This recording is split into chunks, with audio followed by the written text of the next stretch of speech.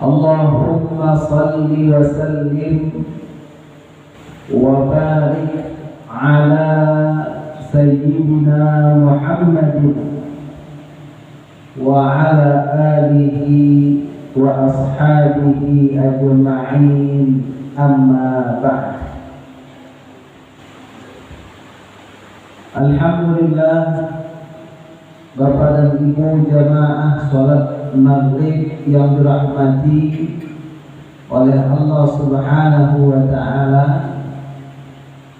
pada malam hari yang berbahagia ini, marilah kembali kita mengucapkan puja dan puji syukur kita kepada Allah Subhanahu wa ta'ala atas nikmat yang masih diberikan oleh Allah Subhanahu wa ta'ala kepada kita. Mudah-mudahan Bapak Ibu yang dirahmati oleh Allah Subhanahu wa ta'ala, kita termasuk ke dalam golongan hamba Allah Subhanahu wa ta'ala yang senantiasa mensyukuri nikmat yang diberikan olehnya kepada kita. Amin, amin, ya rabbal alamin.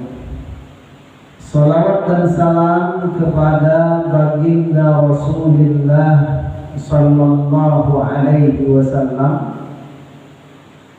Kita berharap mudah-mudahan kita ini termasuk ke dalam golongan daripada umat beliau yang diberikan kesempatan untuk bisa mendapatkan syafaat dari Rasulullah sallallahu alaihi wasallam. Bapak Ibu yang dirahmati oleh Allah Subhanahu wa ta'ala, pada malam hari yang berbahagia ini, tema kita masih berkisar tentang sholatul jamaah, yaitu mengerjakan sholat dengan berjamaah. Kenapa Pak? Karena ada beberapa fiqih pemahaman terkait dengan kapan berjamaah itu dianggap sah dan kapan berjamaah itu dianggap tidak sah ketika dia dilakukan. Ternyata Bapak Ibu yang dirahmati Allah, kalau kita lihat kitab-kitab fikih itu ada syarat-syarat tertentu Pak, yang seharusnya kita perhatikan supaya sholat berjamaah kita itu dianggap sah. Apa syarat yang pertama Pak? Syarat yang pertama, makmum tidak boleh lebih maju daripada imam di shaf. Nah, jadi kalau misalnya jamaah sholat ini mulubar sampai keluar masjid, nah itu Pak yang di luar pastikan jangan sampai shafnya itu lebih di depan daripada imam. Alhamdulillah ya. Kenapa Bu? Karena kalau di depan berarti makmum tadi sudah melampaui posisinya sebagai makmum. Jadi imam di depan, makmum lebih mundur dari makmum. Makmum lebih mundur daripada imam. Nah, jadi kita mungkin melihat masjid-masjid besar, misalnya Masjid Nabawi, mana lagi Pak yang sholat sampai keluar. Kalau masjid Al-Haram di Mekah itu nggak salah. Kenapa melingkar safnya? Pusatnya Ka'bah, sholat melingkar. Nah kita misalnya nanti sholat di Masjid Nabawi, itu kan halamannya luas ya, kiri, kanan, depan, belakang. Nah, jangan salah posisi kalau sholat di bagian luar, jangan posisinya lebih maju dari imam. Nah, kalau seperti ini tak sah sholat berjamaah kita. Kenapa? Ini syarat baku nih Pak, nggak bisa ditawar-tawar. Baikkan al-ma'mum qa'iman, kalau imamnya itu berdiri, kalau makmumnya berdiri, kan kadang-kadang ada orang sholat mampu dia berdiri Pak, berdiri dia.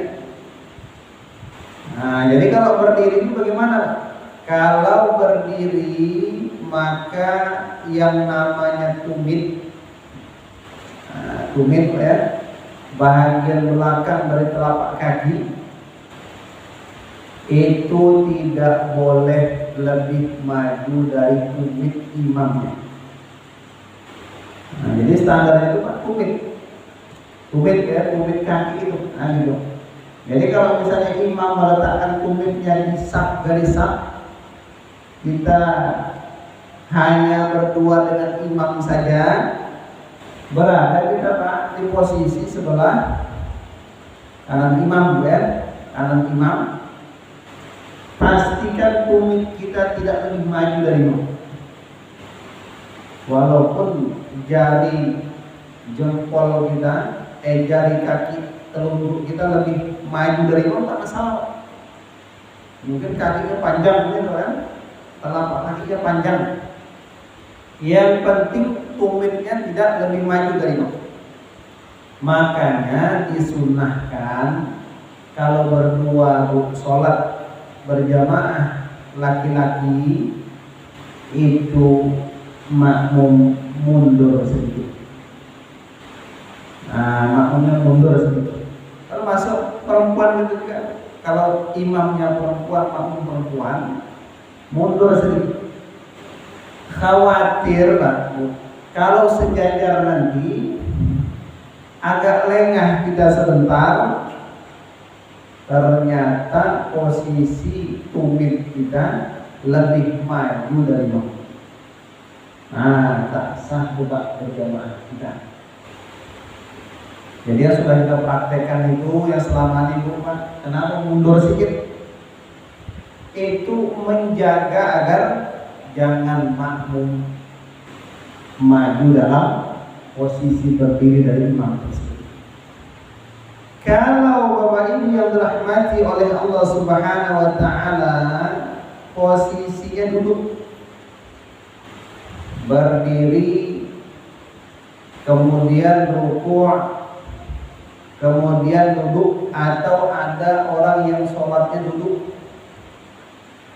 imamnya berdiri, makmumnya duduk, atau imamnya duduk, makmumnya juga duduk, maka pastikan posisi apa nih Pak namanya Pak? Yang ini bokong ya. Bokong kita itu tidak lebih maju dari imam. Nah, pas duduk antara dua sujud, duduk tasyahud awal, duduk tasyahud akhir, jangan sampai bokong kita tuh lebih maju dari imam.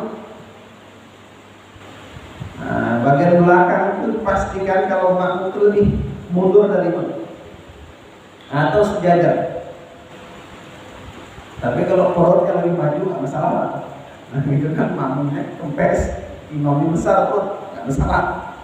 Bagian belakang jangan lebih maju dari imam. Nah, itu kalau duduk. Kalau tidur, kan ada orang sakit miring dia, nah itu lambungnya jangan lebih maju dari posisi imam. Nah, ini jarang yang imam tidur makmum, imam berdiri makmum tidur, jarang ya. Tapi kalau imam berdiri makmum duduk, ada kita dapat. Yang sering imam berdiri, di depannya ada orang tidur sholat, mayat. Jadi jangan makmum tadi lebih maju dari imam. Kemudian Bapak Ibu yang dirahmati oleh Allah Subhanahu wa taala, ini standarnya bagaimana nih Pak? Kadang-kadang kita lupa, teringat mundur lagi. Begitu kita sholat nggak sengaja nggak maju dari imam, kita mundur lagi. Nah, Bapak Ibu yang dirahmati Allah, standarnya itu makmum tidak lebih maju dari imam dalam posisi pada seluruh bahagian yang makmum tadi sadar ketika melakukannya, seukuran satu rukun sholat. Nah, jadi tahu nih, ya, tahu makmum dia lebih maju dari imam, seukuran satu rukun sholat normal. Kira-kira kalau berdiri itu baca Al-Fatihah itu berapa menit Pak? Berapa Pak? Berapa Pak Al-Fatihah Pak? Kalau normal bacanya, enggak terlalu lambat, enggak terlalu cepat. 2 menit. 2 menit kita sadar posisi kita mendahului imam dari tempat, kita biarkan tak sah gitu. Tapi kalau kita sadar mundur, itu dimaafkan karena ketidaksengajaan kita. Nah, dia Pak ya. Kemudian Bapak Ibu yang dirahmati oleh Allah Subhanahu wa taala, yang kedua, syarat makmum tadi mesti tahu gerakan imam. Jangan pula makmum itu nggak tahu gerakan imam. Imam rukuk dia berdiri Pak, gitu kan? Meraba-raba sholatnya. Yang tahu dia sami Allahu liman hamidah saja. Ini pasti dia tidak. Yang lain tak tahu dia. Nah, kalau sudah tidak tahu Pak, berarti tidaklah dianggap sah sholat berjamaah tersebut. Nah, ini standar tahu ini bagaimana Pak? Standar tahu. Kita sholat di rumah dalam kamar, kepingin berjamaah dengan imam yang di Masjidil Haram. Nah, hidupkan TV, sholat kita, gitu kan? Allahu Akbar. Atau pakai kaset, atau pakai makrifat saja, pakai jaga-jaga aja, kayak ini pas seperti ini. Kalau tak tahu tak sah. Kalau pakai TV gimana Bu? Sholat di rumah ikut imam Masjidil Haram, pakai TV. Nah, nanti ada syarat lain yang kita bahas. Tapi syarat yang kedua itu nanti ada syarat lain. Ini syarat kedua dulu. Syarat kedua, harus ada proses antara imam dengan makmum, di mana makmum tadi tahu gerakan. Gerakan imam yang diketahui oleh makmum itu bisa dengan beberapa cara. Nah, kita lihat pertama, dengan melihat imam. Kalau kita di Masjid An-Naim, imam kita sulit berdiri, tahu kita. Kenapa? Nampak. Rukuk nampak. Yang kedua, mendengar atau mengetahui gerakan imam itu dari makmum yang lain. Kita nggak nampak imam, tapi nampak yang di depan kita itu bergerak. Nah, rukuk dia rukuk kita, tapi niatnya kepada imam. Atau melalui suara namanya itu penyambung suara imam. Karena ada bahkan di video kan, Allahu Akbar kata imam, Allahu Akbar. Nah, melalui dia penyambung itu kita sholat. Ini namanya cara untuk mengetahui gerakan imam. Maka kalau dari sisi ini Bu, berarti berjamaah pakai TV bisa, kan itu Pak? Pakai TV. Kalau dari sisi ini Pak. Tapi nanti ada syarat yang lain yang kita bahas. Nah, jadi makmum tahu gerakan imam dengan melihat atau mendengar atau melihat makmum yang di depan kita yang mengikuti imam. Yang ketiga, Bapak Ibu yang dirahmati Allah, makmum mesti berniat sebagai makmum ketika dia sholat. Datang ke Masjid An-Naim Pak ya, kemudian maghrib Allahu Akbar, kata imam, kata dia Allahu Akbar, tapi nggak ada niat. Nah, nggak ada niat tuh, berarti bukan sholat berjamaah. Atau Allahu sholli fardhal maghribi 3 raka'atin adaan lillahi ta'ala. Nggak ada niat makmumnya, berarti dia tidak sah sholat berjamaah. Tapi ketika dia datang kepada ibu, musalli fardhal maghribi 3 raka'atin adaan makmuman, kalau laki-laki, kalau perempuan makmumatan lillahi ta'ala, sah syarat untuk berniat sebagai makmum.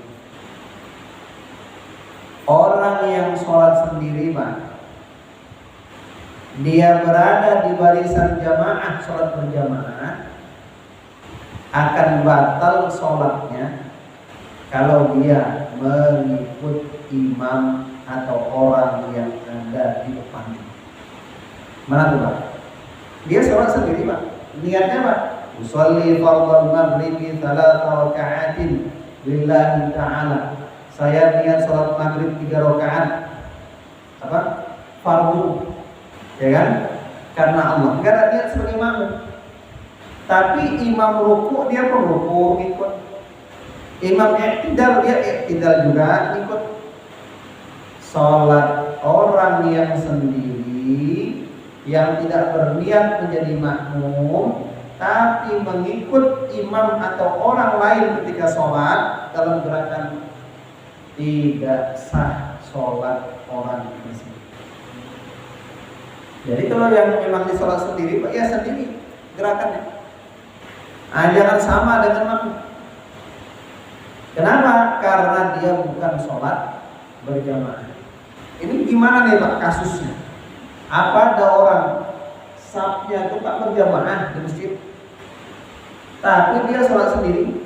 Ada di antaranya dua keadaan. Keadaan pertama, dia tidak berniat sebagai makmum.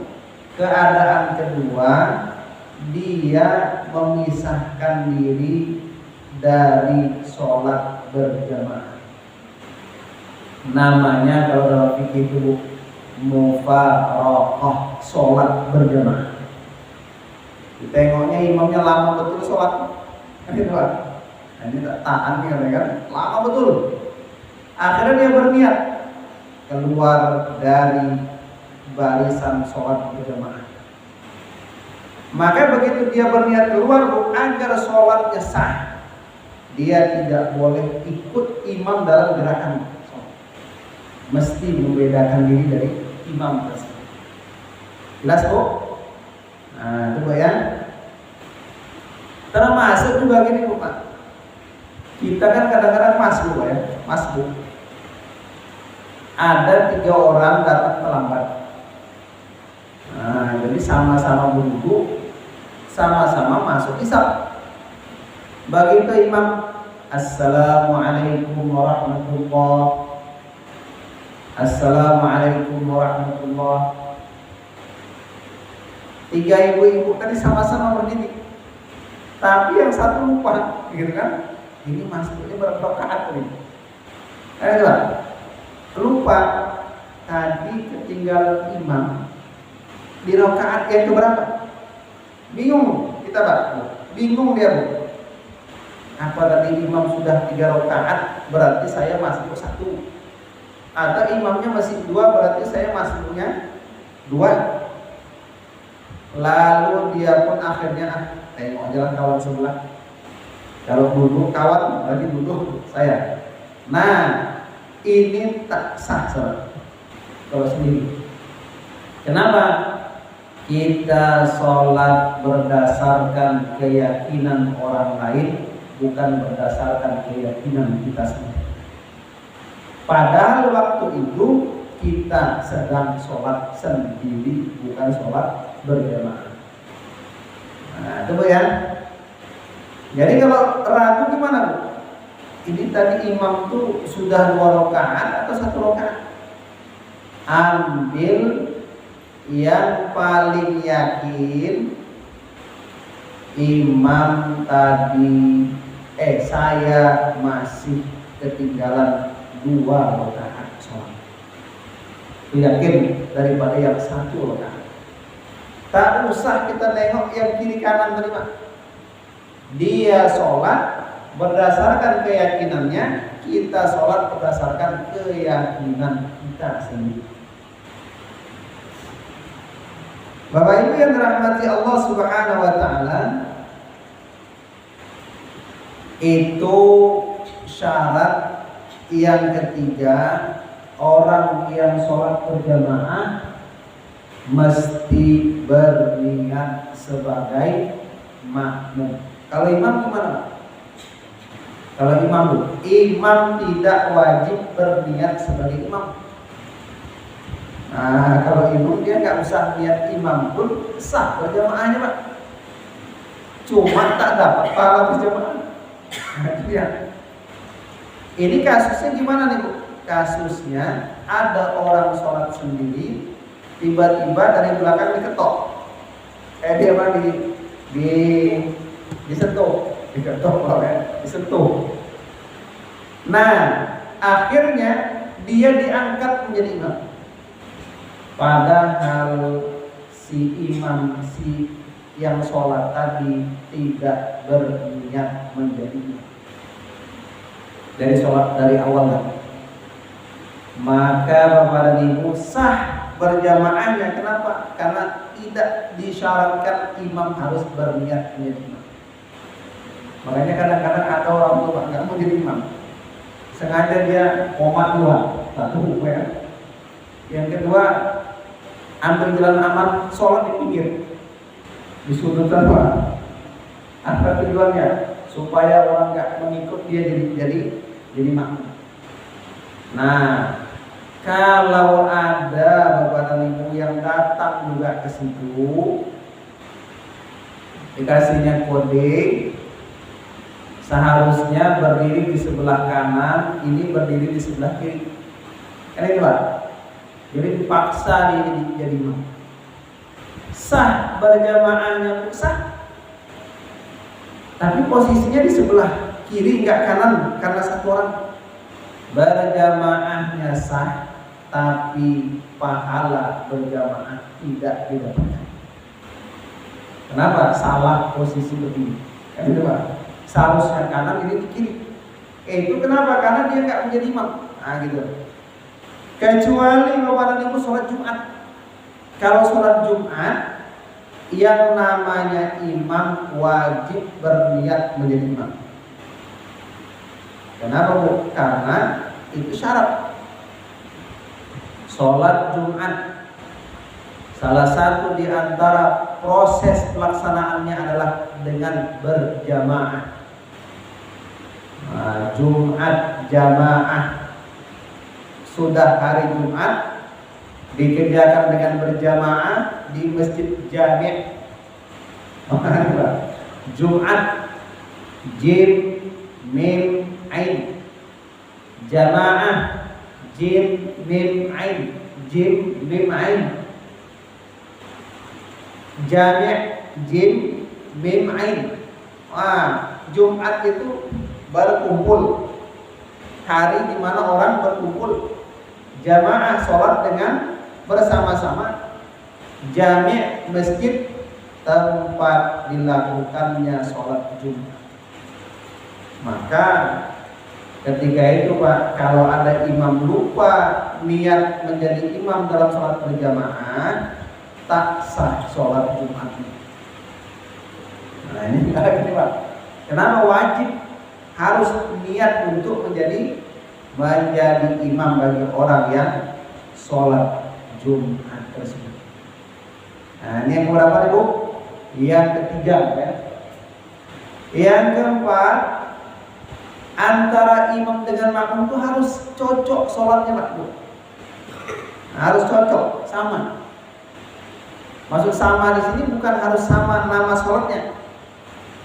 Bukan berarti kalau imamnya asar, makmum harus asar. Kalau imamnya maghrib, makmum harus maghrib. Maksud cocok di sini Bapak dan Ibu, cara sholatnya itu sama, nggak berbeda. Jangan pula nanti kita sholatul jamaah afdalu min sholatil fardhi bi 27 darajah. Sholat berjamaah itu lebih baik daripada sholat sendiri 27 derajat. Ada orang sholat berjamaah, sholat mayit. Nah, gitu kan? Kita terlambat sholat zuhur, bermakmum kita kepada imam sholat mayit, sholat jenazah. Kata imam, usalli ala hadzal mayyit arba'a takbiratin imaman lillahi ta'ala, Allahu akbar. Kata kita, usalli fardhu dhuhri arba'a raka'atin ma'muman. Imam sholat jenazah, kita sholat zuhur. Imam tak ada ruku, kita wajib ruku. Imam cuma 4 kali takbir, kita 4 rakaat. Tak sah sholat berjamaah. Kenapa beda cara imam dengan makmum? Tapi kalau imamnya sholat sunnah qabliyah zuhur 2 rakaat, makmum sholat zuhur 4 rakaat, ini sah nggak nih Pak? Sah ya? Kenapa? Cara sholatnya sama. Makanya kalau ada yang bertanya Pak, boleh nggak imamnya sholat sunat, makmumnya sholat wajib? Boleh. Terlambat kita melihat dari rumah ke masjid, tiba-tiba ada jamaah sholat di depan. Tak tahu kita ini sholat zuhur kan, sholat sunnah ba'diyah zuhur atau sholat tahiyatul masjid. Pokoknya kasih kode awal ikut, sah berjamaahnya. Nah, gampang tuh kayak gitu. Apalagi Bapak dan Ibu yang berbeda yang gak sah. Imamnya sholat gerhana matahari, kita sholat zuhur. Gerhana matahari itu 2 rakaat. Baca Al-Fatihahnya 4 kali, rukuknya 4 kali. Jadi terjadi perbedaan cara yang mencolok Pak. Sehingga ketika itu tak sahlah sholat berjamaah seseorang. Nah, itu dia Pak ya. Baik Bapak dan Ibu, sebelum saya lanjutkan, ada pertanyaan kira-kira Pak? Tadi kita bahas ini masih ada berapa lagi nih Pak? Masalah aturan saf kan? Apa Pak? Aturan saf perempuan dengan lelaki ini juga sering terjadi kalau jemaah ramai kan. Bisa perempuan ini kalau di dalam masjid kan, di luar tentang saf perempuan itu disambung oleh laki-laki. Gimana nih? Jadi hukum asalnya Pak ya, pengaturan saf laki-laki dengan perempuan itu mau di dalam masjid ya, mau di luar masjid, laki-laki itu posisinya harus di depan dan perempuan harus di belakang. Kalau seandainya terjadi kondisi, misalnya kita sholat di Masjidil Haram, ya, di Masjidil Haram itu kalau normal, ya, hari-hari normal ini, kalau sudah qomat nanti Pak, kan terlambat orang. Kadang-kadang di sebelah kita itu nanti dia kan ada saf laki-laki, saf perempuan, dipisahkan oleh jalan, kan gitu kan? Nanti penuh saf laki-laki, penuh saf perempuan, kadang-kadang masuk di jalan perempuan. Nah, gitu Pak. Nah, ini ya, pensejajaran ini tidak menyebabkan bermasalah kalau sholat berjamaah, tapi afdal. Satu. Yang kedua, bisa disejajarkan tapi ada pembatas. Nah, ada pembatas yang membatasi posisi laki-laki dengan perempuan. Terakhir, kalau sudah darurat betul, maka itu tidak membatalkan sholat berjamaah. Kalau darurat ya. Tapi kalau di Masjid An-Naim belum darurat lagi lupa. Masih banyak nampaknya yang kosong gitu kan. Nah, laki-laki posisinya di depan, perempuan sholat di tempat sholatnya masing-masing. Nah, gitu ya Pak. Ada lagi Pak? Masalah imam sholat maghrib Ustaz, dia nggak kemudian itu dari salah depan dan ada sebelum imam, kemudian nggak antara imam, itu nggak sahih sholat Ustaz. Nah, bagaimana imam pun nggak tahu Ustaz, dan maaf.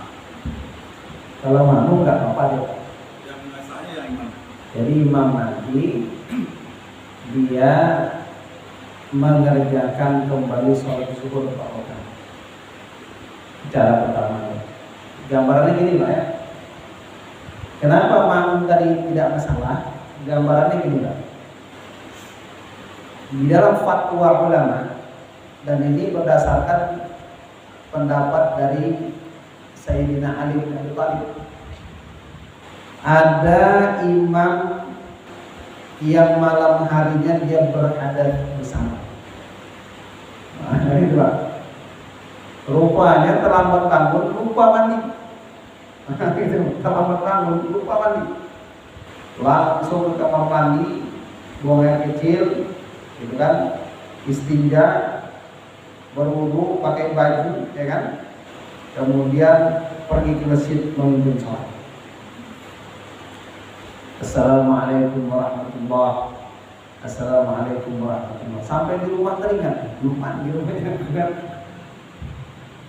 Imam wajib mengulang sholat subuh dan makmum tidak perlu dan tidak perlu diberitahu. Tidak perlu diberitahu.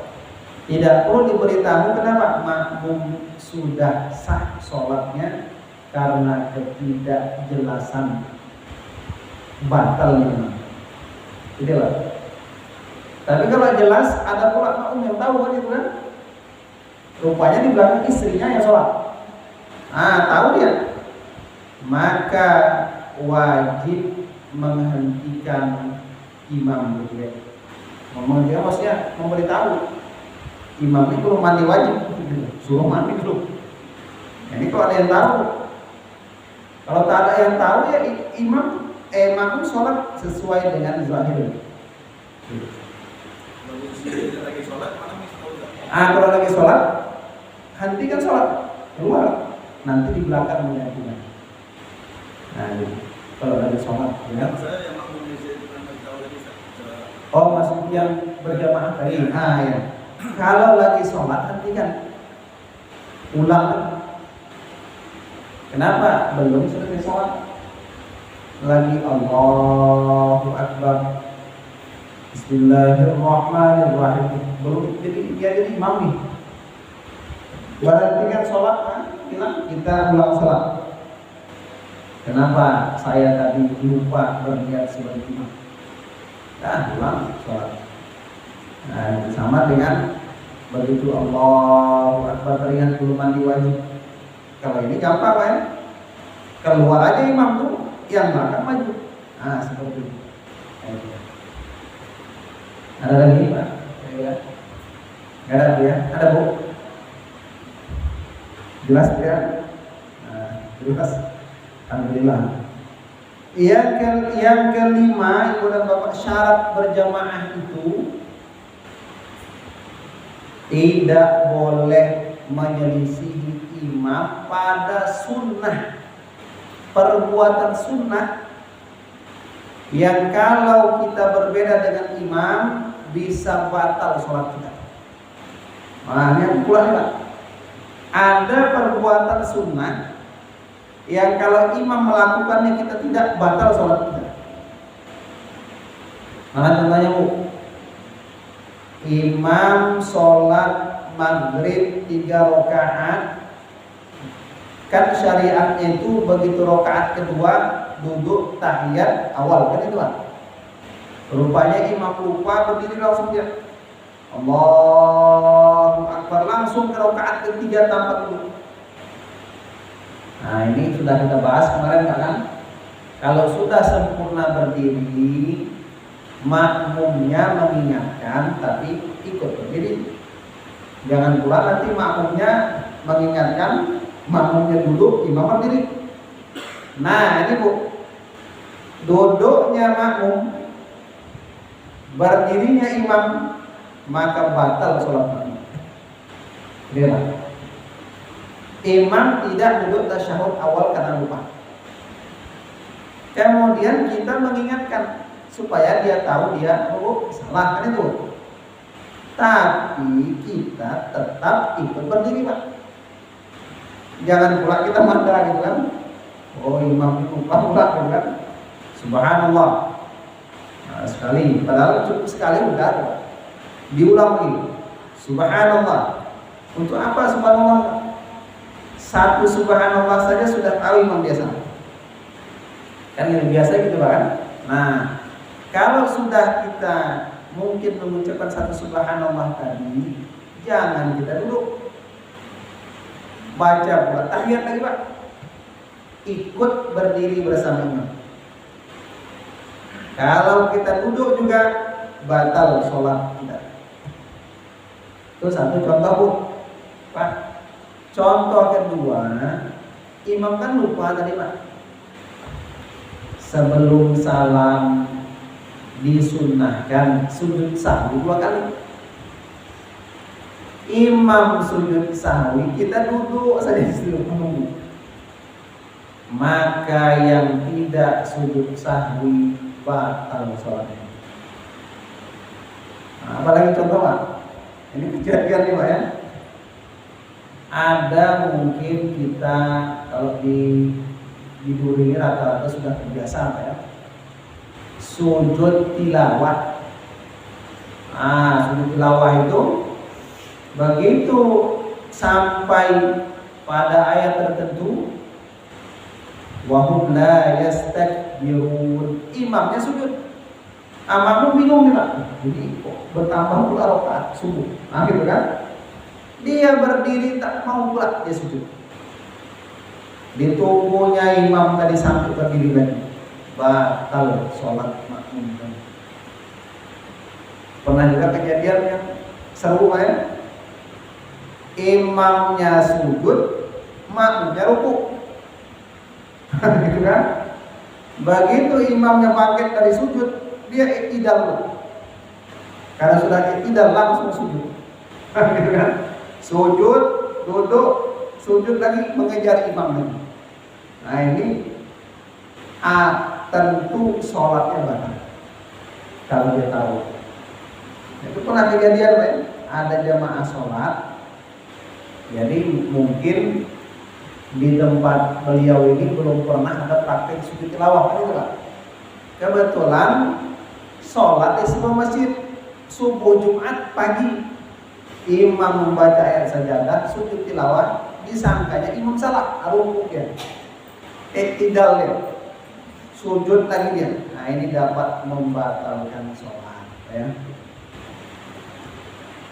Kemudian Bapak Ibu yang dirahmati Allah, jam berapa?